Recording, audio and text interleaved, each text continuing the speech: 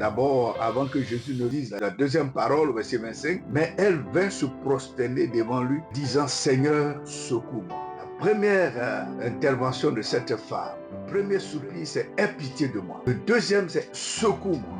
Bien-aimés, nous demandons la grâce de Dieu, que le Seigneur ait pitié de nous. Nous ne devons pas nous arrêter tant que nous n'avons pas vu cette compassion divine se manifester. Et pour qu'elle se manifeste, cette compassion divine, que Dieu ait pitié de nous, que sa pitié touche notre situation.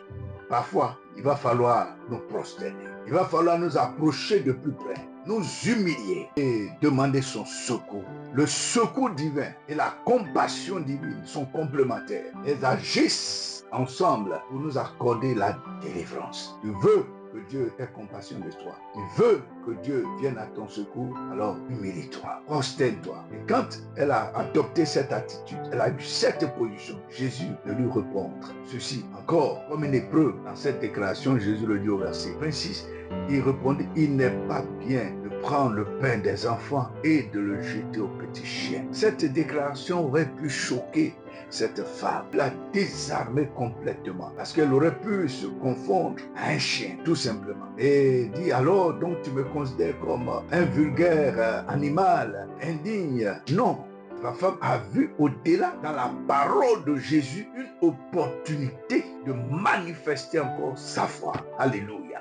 Voyez-vous, bien-aimés, quand nous sommes dans le besoin, le Seigneur, lui, attend de répondre à notre besoin. Il ne sert à rien de nous fâcher, de nous retirer, d'abandonner l'église. Le perdant, c'est celui qui abandonne la foi. Le perdant, c'est celui qui quitte l'église. Parce que le Seigneur veut te délivrer. Le Seigneur veut te sauver.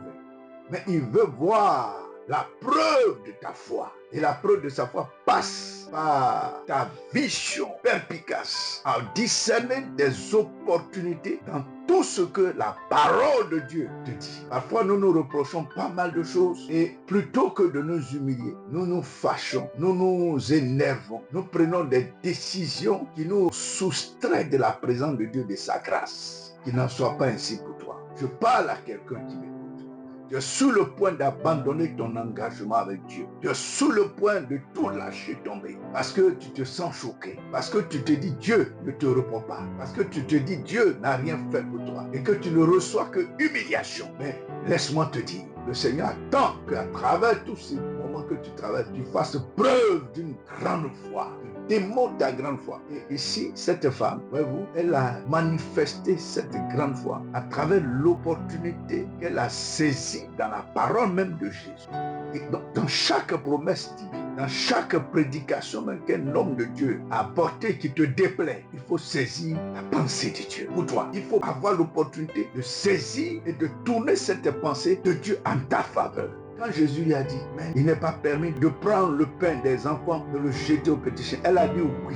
Alléluia. Oh, quelle foi. Elle a dit oui. C'est-à-dire, je suis d'accord, Seigneur. Je ne conteste pas ce que tu dis. Je suis d'accord. Oui, Seigneur, dit-elle. Mais les petits chiens mangent les miettes qui tombent de la table de leur maître. En d'autres mots, même si ce que tu dis est vrai, Seigneur, mais il y a aussi qu'il y a un reste pour les petits chiens qui tombent de la table et que ces petits chiens peuvent s'en nourrir. Il y a un reste qui peut profiter aux petits chiens. Alors Seigneur, je suis de ceux qui veulent bénéficier du reste qui tombe de la table. En d'autres termes, la manifestation de la grande foi de cette femme, c'est d'avoir cru qu'il y a toujours un reste de bénédiction pour ceux qui croient en Jésus. Il y a toujours un reste. Jésus n'est pas avare dans la bénédiction. Jésus ne fait pas de la rétention sur la bénédiction. Jésus ne te prive pas de la bénédiction. La bénédiction n'est pas seulement pour les autres. Toi, tu n'es pas privé de cette bénédiction. Laisse-moi te dire, ce que Jésus dit en clair à travers la bouche de cette femme, c'est que même quand la bénédiction est disponible pour des gens qui sont privilégiés, ceux qui se sentent indignes ont part au reste de la bénédiction. Il y a un reste de bénédiction pour toi. La bénédiction de Dieu n'est jamais finie. La bénédiction de Dieu n'est jamais à son terme. La Bible nous dit ses compassions ne sont pas à leur terme. Lamentation 3, verset 25. Ses compassions se renouvellent chaque jour. pour ceux qui espèrent en lui. Et laisse-moi te dire, ma soeur, mon frère, les compassions de Dieu, le secours divin de Dieu est disponible pour toi, même si les autres en ont bénéficié.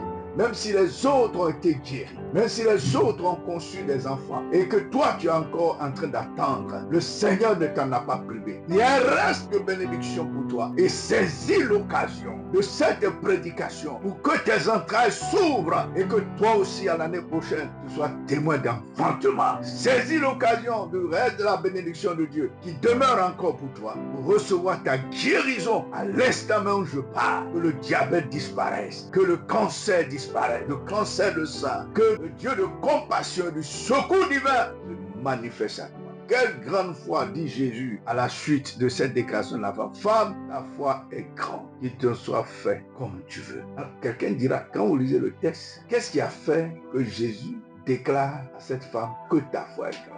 Qu'est-ce qu'elle a fait? Elle s'en pour que Jésus dit ta foi est grande. Tout simplement parce qu'elle s'est accordée avec la volonté de Dieu. Et sa volonté, il y a toujours un reste pour tous et pour ceux qui se sentent rejetés, pour ceux qui se sentent abandonnés. Il y a toujours un reste de bénédiction. Il y a toujours une possibilité de bénédiction pour ceux qui semblent venir en retard, pour ceux qui semblent venir parce qu'ils en étaient d'avance exclus. Toi qui m'écoutes, le Seigneur ne t'a jamais exclu de sa bénédiction. Le Seigneur ne t'a jamais retiré sa bénédiction. Il veut que tu comprennes cela. Saisis cette parole de foi pour ta guérison, pour ton enfantement, pour ton travail, pour ton élévation, ton mariage. Et pour quoi que ce soit, il y a un reste de bénédiction pour toi. Il ne se fait pas tard. Viens à Jésus avec foi et tu verras ce qu'il fera pour toi. Amen. Shalom. Je sais que sous ton égide, la victoire est assurée. Oh Seigneur,